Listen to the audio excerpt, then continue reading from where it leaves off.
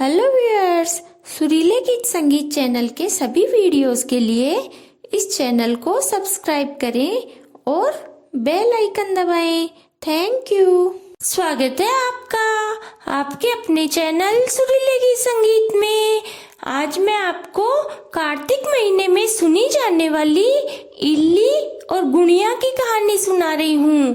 कार्तिक महीने में सुबह जल्दी उठकर स्नान का, पूजा पाठ का तथा व्रत, दान पुण्य आदि का बहुत महत्व है और कार्तिक में सुनी जाने वाली सभी कहानियों को सुनने मात्र से बहुत पुण्य प्राप्त होता है। इन कहानियों में तुलसा माता की कहानी, पीपल पतवारी की, लपसी तपसी की कहानी, कार्तिक स्नान की कहानी आदि कहानियाँ मैंने पहले ही इस चैनल पर आपको सुना दी। आज मैं आपको इल्ली और गुड़िया की कहानी सुना रही हूँ। एक इल्ली थी और एक गुड़िया था। एक दिन इल्ली ने गुड़िया से कहा कि आ गुड़िया, हम दोनों कार्तिक नहाए। तो गुड़िया बोला कि तुम तो गिरी छुआरे में पड़ी रहती हो, तो तुम्हारे में ताकत है, तुम ही नहाओ। मैं तो मोट बाजरे में रहता हूँ, मुझे गर्मी चाहिए, सो मैं नहीं नहाऊंगा। मैं तो हरे हरे सिट्टे खाऊंगा और ठंडा ठंडा पानी पीऊंगा। फिर इल्ली तो रोजाना राजा की लड़की के साड़ी के पल्ले के लगकर गंगा जी नहा लेती और गुड़िया नहीं नहाता। इस प्रकार कार्तिक का महीना पूरा हो गया और पूर्णिमा के दिन दोनों मर गए। इल्ली तो कार्तिक नहाई, जिससे राजा के घर में बेटी के रूप में पैदा हुई, और गुड़िया मेंढक बना जो राजा के घर में ही रहता। राजा की बेटी को पिछले जन्म की बातें याद थी। राजा की बेटी बड़ी हुई तो राजा ने बहुत धूमधाम से उसका विवाह कर दिया।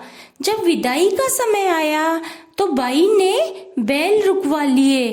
तो राजा रानी ने बेटी से पूछा कि बाई, बैल क्यों रुकवा लिए? तो राजा की बेटी बोली कि मुझे ये मेंढक सोने की सांकल में बांधकर मेरे रथ के बंधवा दो।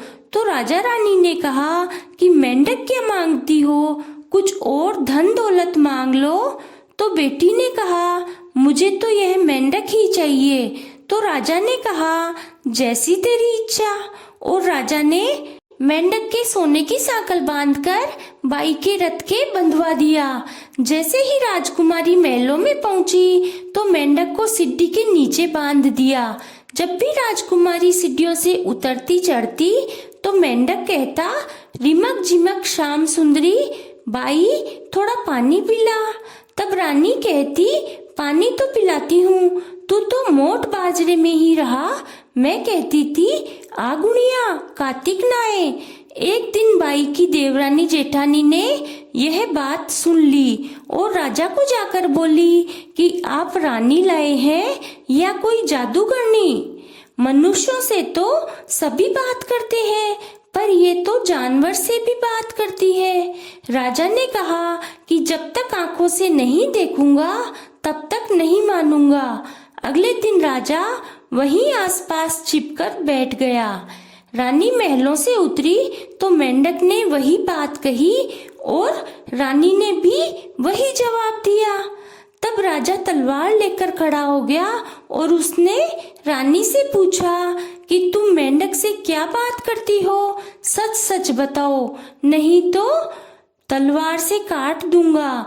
तब रानी बोली कि मैं पिछले जन्म में एक इल्ली थी और यह एक गुड़िया था।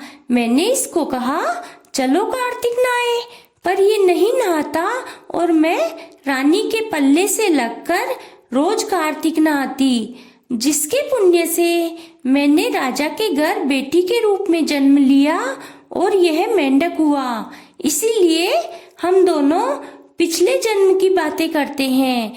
कार्तिक नहाने के पुण्य से मैं आपके घर में ब्याही गई और अब राजपाट करती हूँ। तब राजा ने कहा कि कार्तिक में गंगा जी नहाने का इतना पुण्य है तो हम दोनों जोड़े से कार्तिक नहाएंगे और बहुत दान पुण्य करेंगे, जिससे अगले जन्म में भी हमें इससे ज्यादा मिले। फिर राजा रानी दोनों जोड़े से कार्तिक नहाने लगे, जिसके प्रभाव से राजा के घर और भी ज्यादा धन संपत्ति हो गई। मेंढक भी कार्तिक नहाया, जिससे उसको मोक्ष मिला। तब राजा ने सारी नगरी में कहलवा दिया कि सब कोई कार्तिक नहाए। हे कार्तिक के ठाकुर जी, जैसे इल्ली को सुख दिखाया वैसे हम सबको सुख दिखाना। बोलो कार्तिक के ठाकुर जी की जय।